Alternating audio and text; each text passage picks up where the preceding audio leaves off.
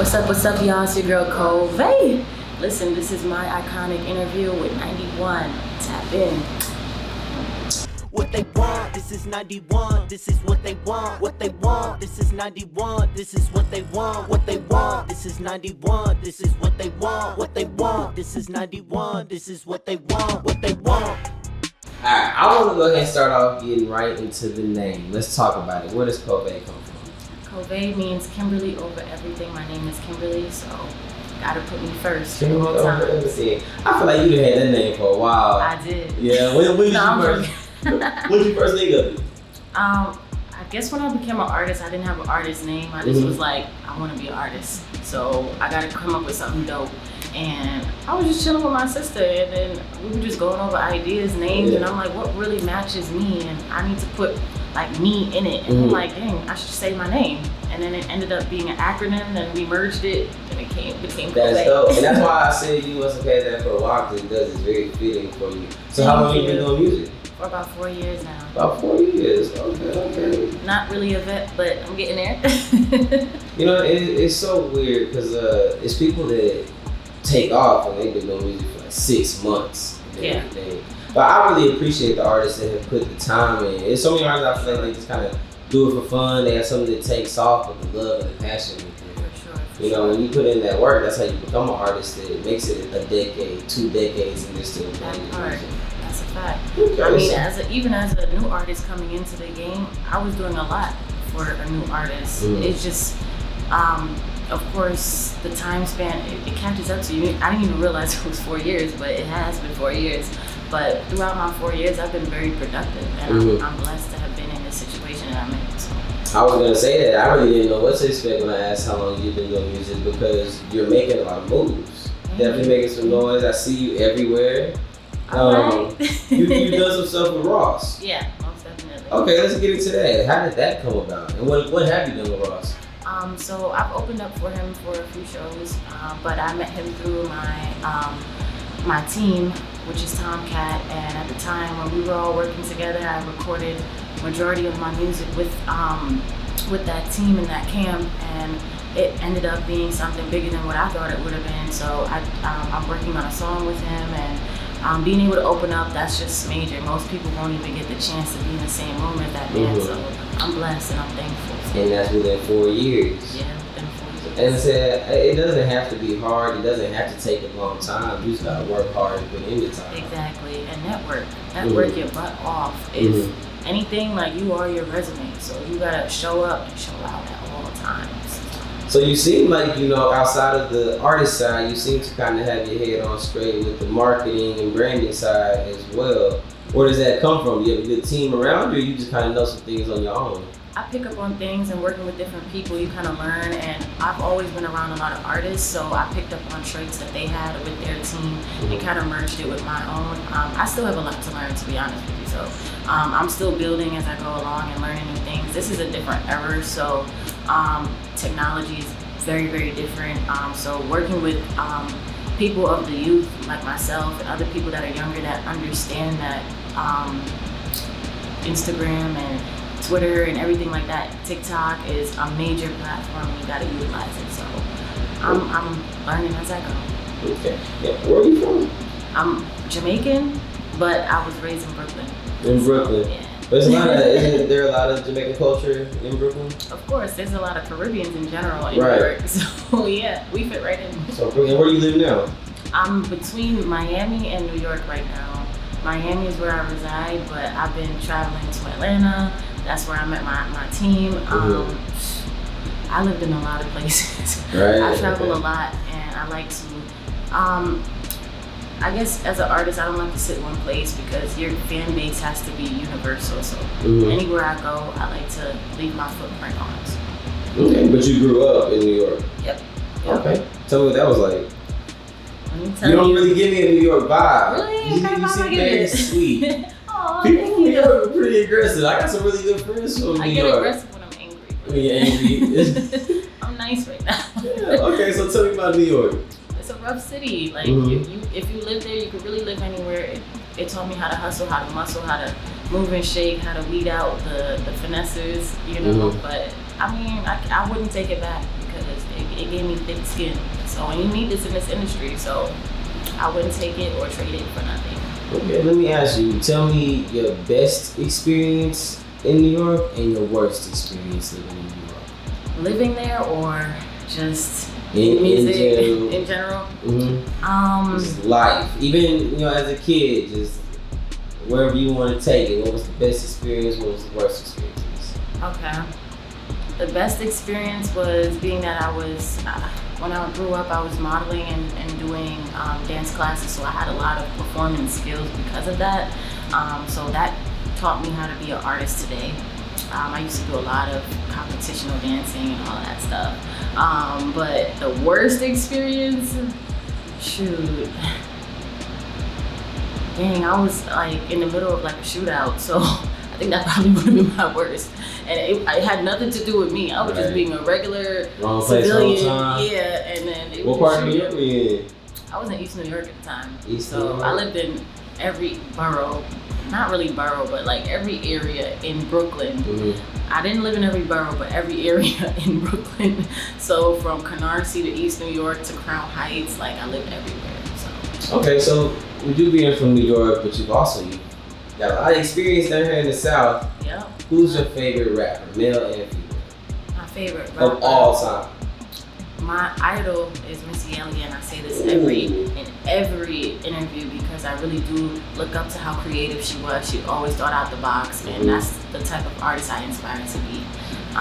She's very underrated. Yeah, It's man. wild. Yeah. And she's not talked about as much as she should. And she should be, because she really paved the way for a lot. Like her visuals made me want to be more creative in anything that I did. So I'm like, oh, she's a beast. Under Construction was the first explicit album my mom let me buy. And it's crazy that it was a Missy Elliott album. It was Right? the first one, but yeah, that's a big one for me. She's iconic. Okay. As far as males, if we're gonna take it there, I'm gonna say Biggie because I'm from New York. Okay. She said we'll take it there. What if I didn't take it there? Who would you say? That's gonna be so hard because I love rap music and I can't really put a finger on who is my favorite right now. But if it was current, like today wise, I would say favorite rapper right now I listen to consistently would be Lil Baby. I listen to a lot of Lil Baby. What matters to you when it comes to rap? Is it the words? Is it the delivery? Is it the beat? What is it? I think it's overall everything because I get sold off the beat. The beat plays before I hear you. So if I'm already like, this shit kind of like, but the beat plus the vocals and how you deliver is what can make the whole song even better. So honestly, I don't know. It's everything for me. Okay. So what projects are you working on right now? Okay, so I have a song called Back Then that I'm about to drop. I performed it the other day for Wreck the Runway, and it's a Houston song. I created the song because of how much love I've been getting here, and I come out here very often to do a lot of shows, so I wanted to cater something out to the city. So that's one of my main songs I'm working on next, and I have an EP coming out as well. I'm gonna be dropping some singles here and there to give you some teasers, but overall, got a lot in store outside of music too, so stay tuned for that. Anything you can talk about outside the music? I can't really talk about it yet, but just know it's some big things, it's major moves. Still in the entertainment field, I have some clothing that I want to drop too that I can talk about, and I can't wait. I want to drop that with my next release. So stay tuned. What motivates you when you wake up? Wow. Okay. I don't really know. I just get up and get to it. Like I'm one of those people that's like, okay, can't be here another day, so let's get to it. I let either previous things that happened to me, like in the past, motivate me. I let my family, my friends motivate me. So it's a lot of combinations that keep me going. My fan base, they're the ones that ask me about when am I gonna release music. So it's like, okay, I gotta get in the studio. But people are now asking about my music. Where the hell is it? I gotta get more music. So I guess they're the ones that keep me going. Okay. What is the quickest way to make you upset? To bring out that Brooklyn side. I don't like waiting. I'm very impatient. So Like if you don't communicate and I'm waiting for a very long time, yeah, I go off. Oh, let me not forget, like when you're from New York, we walk very fast. Don't stop in front of me. Please don't stop in front of me as I'm mid-walk. Like I'm mid-walking, don't stop in front of me because I will get fucking mad. Move over and do that. I feel that one. That'd be pissing me off, like in the mall when people want to stop and talk. Take pictures or just, oh, look at that. Like, no, look at that over there. What are you doing? Okay. So tell me, what's your favorite thing about being an artist? Being creative. Okay. Being able to make something out of nothing or just create something out of my head and make it reality, that right there is like an art. Most people can't do that. So I think that's the best part of being an artist, is just being able to create whatever and making it work. So you said you're pretty self-motivated. You don't necessarily need that extra push. What about when it comes to inspiration? Where do you draw inspiration from? I get my inspiration from watching a lot of movies. As a kid, I used to watch a lot of cartoons, a lot of comedy shows, and even just the concept of the movie itself made me wonder, what was the director thinking when he wrote this script? Like, you had to have seen something somewhere to make you want to connect the dots in this way.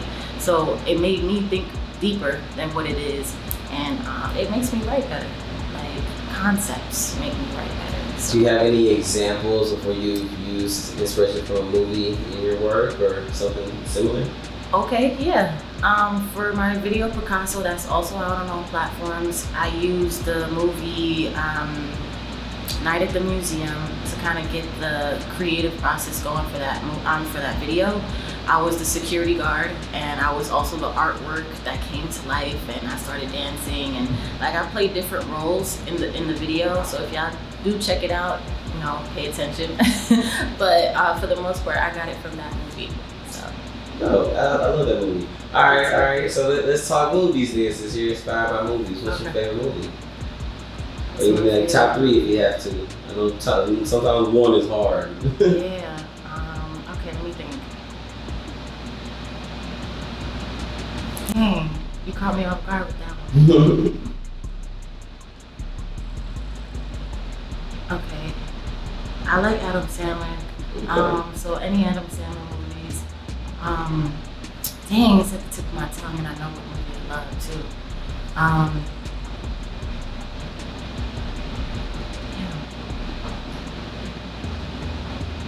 Bruce Almighty, that's one.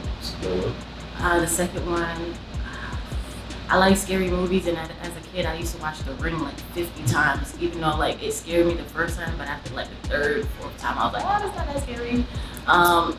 And since I do like to laugh as a comedy, I will do a scary movie with the Wayans Brothers. Okay. So from what I'm getting, you love comedy. Specifically, you like goofy comedy. Adam Sandler, Mr. Deeds. That is alright. And then Definitely. Yeah. Okay. Definitely. But then I have to take it back to the classics because I like Friday.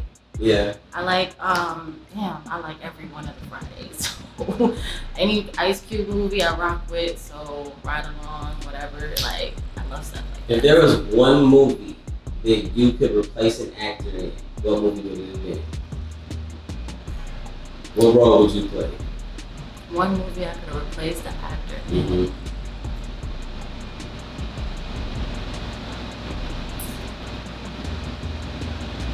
Like, I know this one's out there, but I feel like you could bring us the Tupac and Juice vibes. I feel like you could bring that out. I like that. I kind of like that. I'm gonna take that one. I'm gonna take it. Do it. I'd love to see it happen. I'm gonna take it. Yeah. Okay, let's do it. We're gonna have to come up with the concept. Hey, what's the hell to make it happen? Okay, let's get to know Kové more outside of the music. When you're not working on music, what's a regular day for you? Regular day, I like to work out. I've been lazy these past couple days, so I've been catching up on my workout routine, but I'm starting to get into yoga because I need to work on my breathing. So yoga is very peaceful, and I'm an overthinker, so basically it makes me calm. You meditate? Yeah, I have to. Okay. I'm starting to incorporate that in like a morning routine for myself. Mm-hmm. So, Yeah. good to have rituals. Definitely. You know, rituals you do, whatever creates the routine and habit. For sure. Okay. So, when it comes to, you say you're getting into yoga and everything, how has that changed things when it comes down to meditating and doing yoga? What's the difference between before you were doing that and now that you are doing that? Before, I think I woke up with a lot of anxiety and a lot of pressure in my chest because as an artist, like you feel like you have the world on your shoulders and you have to do it all yourself. And I recently was just talking to my family about this too.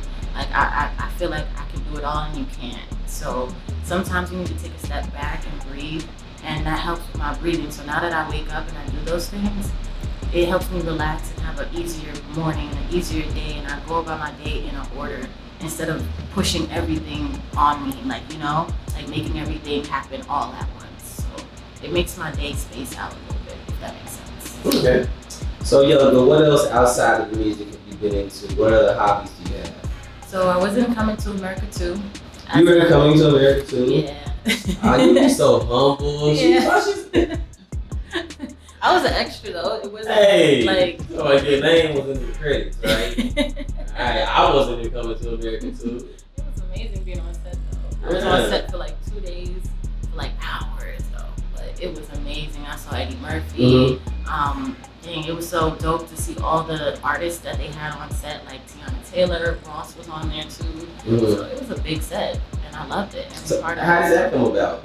My team. Your team? You got a team, Yeah, so they set that up for me, and once they did, I was able to go on set right away, and you know, just get into hair, makeup, and wardrobe, and they had me in this beautiful dress. Like I was a Zamunda Palace guest, so it was cool.